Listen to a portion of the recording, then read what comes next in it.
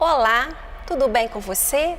Seja bem-vindo a mais uma reflexão da nossa campanha 40 Dias de Propósito.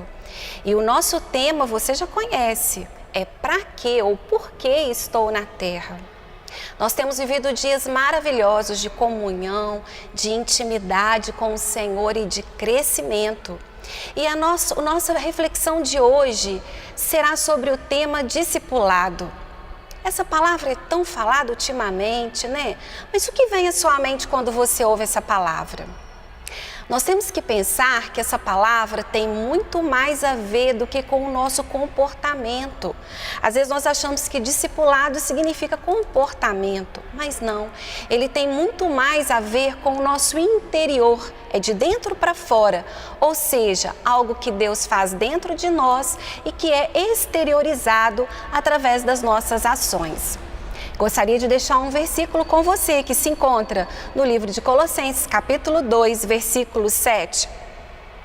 Deixem que as raízes de vocês se aprofundem nele e extraiam dele a nutrição. Cuidem de continuar a crescer no Senhor e tornem-se fortes e vigorosos na verdade. E que a vida de vocês transborde de alegria e gratidão por tudo quanto Ele tem feito. Texto maravilhoso, você concorda comigo? E ele nos diz que as nossas raízes devem estar nutridas em Jesus. O que quer dizer então nutrição? Já que temos que estar nutridos, o que quer dizer nutrição? Nutrição é um sustento, é algo que nós precisamos para viver. Ninguém consegue viver desnutrido e assim também é na nossa vida espiritual.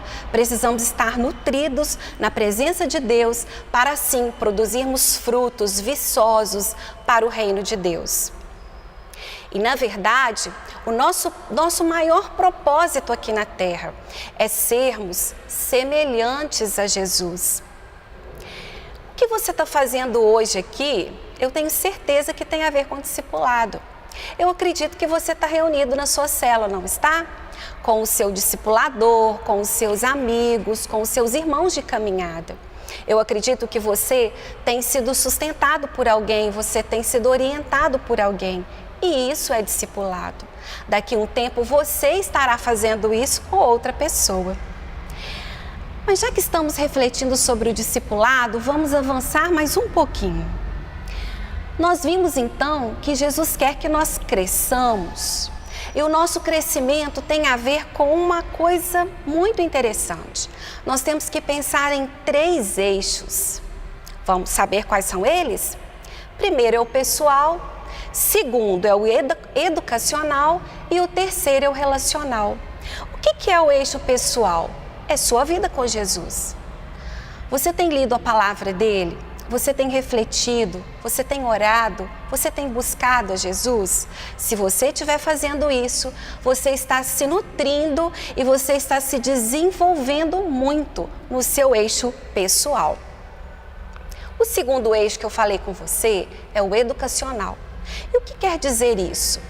A nossa campanha é um eixo educacional, porque você tirou um tempo, 40 dias, para estudar, para dedicar, para congregar e para crescer.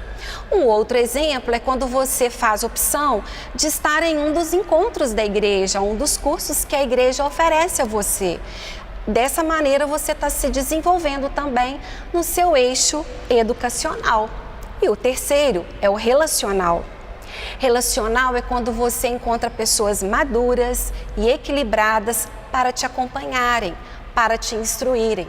Então, nós precisamos desenvolver nesses 3 eixos. John MacArthur Jr. diz o seguinte: discipulado é a prática aliada à posição. Esta deve refletir uma experiência progressiva, ou seja, nós temos que a cada dia avançar na nossa caminhada com Jesus. Jesus é o eixo principal das nossas vidas.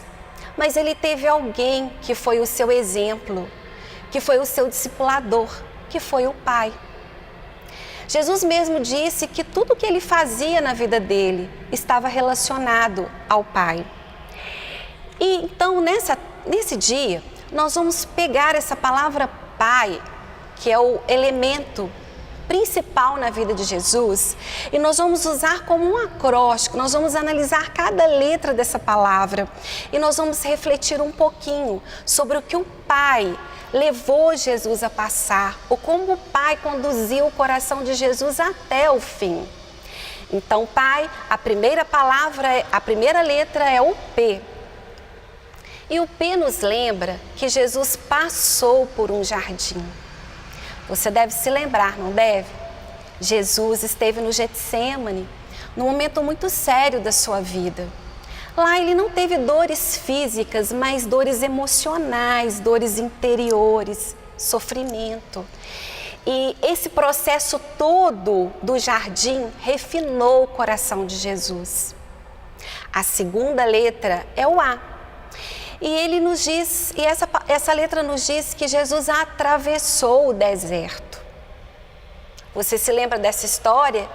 A Bíblia nos diz que Jesus foi levado ao deserto e lá ele foi tentado por Satanás durante um tempo.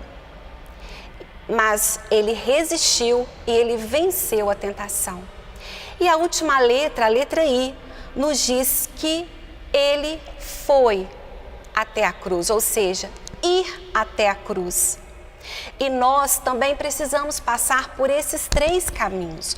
Nós precisamos passar por esse mesmo caminho que Jesus passou. Nesse momento, você deve estar pensando, puxa, você falou que muitas vezes precisamos passar por esses mesmos caminhos que Jesus passou, realmente. Mas esses caminhos, eles não são colocados na nossa vida por Deus. Deus nunca escolhe esses caminhos para nós, mas Ele utiliza os caminhos da nossa vida para o nosso bem, para nos ensinar.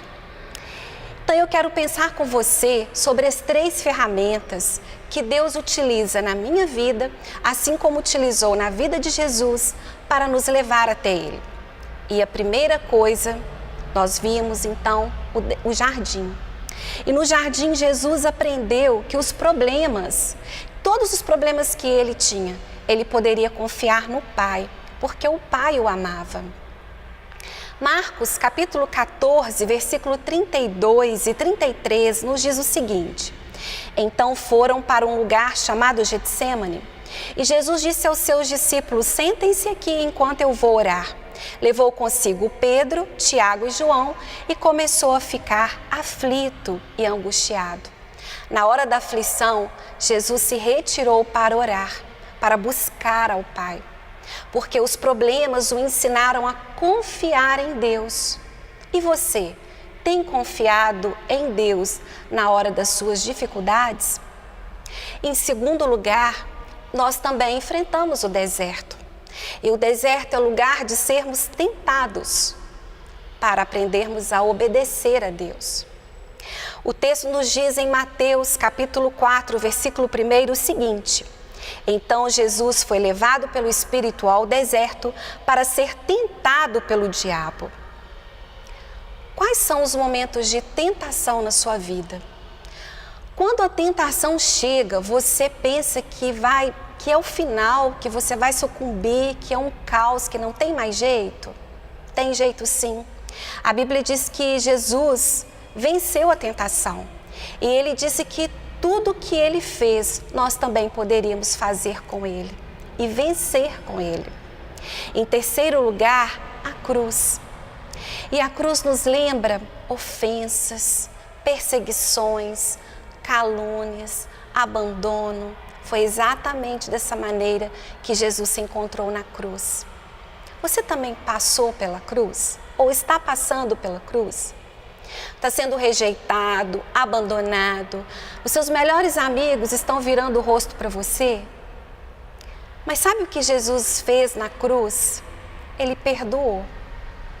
Então, se hoje você está passando pela cruz, que você aprenda a transformar essa cruz em um grande perdão para você seguir a sua vida em paz. Como você pode perceber, em todos os momentos da nossa vida, nós passamos por todos esses caminhos. Jardim, passamos pela tentação do jardim, passamos pela cruz, passamos também pelo deserto. Mas a nossa atitude é que vai definir como vamos vencer cada uma dessas etapas. Nós já falamos de um acróstico, Pai, e nós vamos falar de mais uma agora, que é vida. Esses caminhos que nós passamos podem nos conduzir para a vida ou para a morte. Mas Deus quer nos conduzir para a vida, e essa deve ser a nossa escolha. E vida quer nos dizer o seguinte: o V, visão. Nas nossas angústias, nas nossas dores, Deus está produzindo em nós um peso excelente de glória. Você deve pensar, isso não tem ligação, essa questão está muito estranha. Como uma tribulação pode produzir glória? Veja o que o texto nos diz em 2 Coríntios 4:17. Pois nossos sofrimentos leves e momentâneos estão produzindo para nós uma glória eterna que pesa mais do que todos esses. A glória e a presença de Deus podem ser maiores do que as minhas dificuldades, do que as suas dificuldades. Quando enfrentamos dificuldades, se a presença de Deus vem sobre nós, nós conseguimos nos alegrar na presença dEle, porque a palavra dEle nos diz isso, que Ele transforma a nossa tristeza em alegres cânticos. Creia nisso. E em Marcos, capítulo 14, versículo 36, nos diz o seguinte: e dizia, Abba, Pai, tudo te é possível, afasta de mim este cálice, contudo, não seja o que eu quero, mas sim o que tu queres. Sabe, esse texto eu acho muito interessante, porque Abba quer dizer paizinho.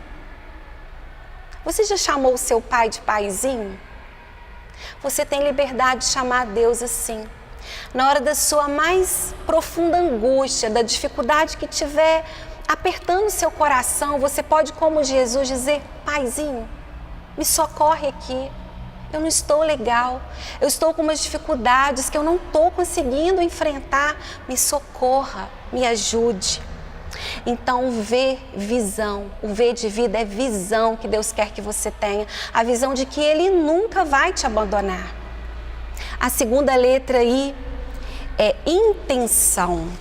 E aí o texto nos diz em Marcos 14, 49, todos os dias eu estive com vocês, ensinando no templo, e vocês não me prenderam, mas as escrituras precisam ser cumpridas. As escrituras são tremendas. E a palavra de Deus é promessa de Deus para você. Todas as vezes que você estiver lendo a palavra e você vê nela alguma promessa, você pode crer que foi intencionalmente que Deus deixou isso escrito para a sua vida. E você pode tomar posse disso na sua própria vida. A letra D nos fala de devoção. Marcos 14, 32, Jesus disse aos seus discípulos, sentem-se aqui enquanto eu vou orar. E a letra D nos diz que temos que ter devoção. Devoção é você abrir a sua agenda e tá lá, passear com o cachorro, trabalhar, estudar e você colocar também assim, ouvir a Deus. Isso é ter um diário de oração. Isso é você ter tempo para Deus. Talvez você possa estar pensando, puxa, mas eu estou com Deus o dia todo. Eu falo com Deus o dia todo. Eu também falo. Andando, trabalhando. O tempo todo eu estou falando com Ele. Mas nem sempre eu escuto a voz dEle. Eu só consigo escutar a voz dEle quando eu paro. Quando eu reflito. Quando eu me acalmo. Então eu consigo ouvir Deus, principalmente no meu momento de devocional. Então tire esse tempinho na sua agenda, marque lá, tempo para estar a sós com Deus. E A é muito interessante, diz do amigo espiritual. Eu tenho que ter a ação de procurar um amigo espiritual, ou seja, um amigo que vai te ajudar na sua caminhada com Jesus, que vai ser sustento para você. O texto nos diz em Marcos 14, 33 o seguinte: levou consigo Pedro, Tiago e João e começou a ficar aflito e angustiado. Então o próprio Jesus tinha amigos especiais, amigos que o acompanhavam em todos os momentos. E você? Tenha essa vida de Jesus em você, tenha a vida de Deus em você, momento com Ele, o foco na palavra, o amigo espiritual, para que você possa crescer em comunhão e no discipulado que tanto Deus quer na sua vida. Estamos chegando ao final dessa reflexão, mas eu gostaria de deixar ainda um versículo com você. E ele se encontra em Efésios, capítulo 5. Diz o seguinte: entregou-se por ela para santificá-la, tendo-a purificado pelo lavar da água, mediante a palavra, e para apresentá-la a si mesmo, como igreja gloriosa, sem mancha, nem ruga ou coisa semelhante, mas santa e inculpável. Sabe de quem Jesus estava falando aqui? De mim e de você, de nós que somos a igreja dele. Ele nos quer exatamente assim, firmes, santos, purificados, lendo a palavra, uma igreja santa, cheia da presença dele. Você agora, no finalzinho dessa reflexão, já pode me responder essa pergunta: por que você está na Terra? Um dos motivos mais profundos que analisamos nesta reflexão é que você está aqui para crescer na presença de Deus, para ser discipulado e para viver uma vida nutrida, saudável, gerando frutos, muitos frutos para o Senhor. Agora, eu quero pedir a você para parar um pouquinho e pensar. Nós estamos naquele momento que você já conhece, que nós vamos conversar sobre algumas questões. E eu quero te perguntar: você está tendo intimidade com o Pai? Talvez você me responda sim. Eu vou na igreja todos os dias e na igreja é maravilhoso. É um dos lugares que a gente busca o Pai. E Jesus mesmo disse que nós não deveríamos deixar de congregar. Porém, você precisa buscar a Deus em todo o tempo, em todos os lugares e ter a sua vida devocional. Então, eu quero te fazer uma pergunta, né? Como está, em que eixo da sua vida, em que momento da sua vida você se encontra? No texto nós falamos de 3. Você se lembra onde Jesus passou? Jardim, deserto e cruz. Em qual deles você se encontra? Para aí um pouquinho, reflete, pensa. E pense agora como Jesus enfrentou cada um desses momentos. E agora, feche os seus olhos. Eu vou fazer uma oração com você. Vamos juntos buscar a presença desse Deus, amigo, discipulador que caminha junto de nós? Pai, eu te agradeço pela sua palavra tão poderosa. Eu te agradeço por esses 40 dias de propósito, onde o Senhor tem falado poderosamente ao meu coração e ao coração de todos nós. Nós queremos te pedir nesta hora força para vencermos todas as etapas da nossa vida, todos os momentos da nossa vida. Nos ajude a passar pelo jardim, pelo deserto e pela cruz e produzir, ó Deus, frutos nisso tudo para o Senhor. Eu peço que o Senhor nos oriente a buscarmos um discipulador e que também nós sejamos, Pai, esse discipulador na vida de muitas pessoas. Senhor, se tem alguém que ainda não descobriu o propósito da sua vida, que hoje seja um tempo oportuno, porque na verdade a nossa vida só tem sentido quando encontramos com o Senhor. Nós podemos ser realizados em muitas coisas, no nosso casamento, na nossa família, no nosso trabalho, mas existe algo dentro de nós que somente pode ser preenchido pelo Senhor. Então eu peço que o Senhor visite cada coração nessa hora, a começar no meu. E o Senhor nos leve para um lugar de intimidade, de crescimento, de discipulado com o Senhor. Em nome de Jesus, amém. Deus te abençoe e tenha força para fazer os 40 dias. Eu tenho certeza que você vai sair dessa campanha muito feliz, muito cheio da presença de Deus. Deus te abençoe. Um forte abraço.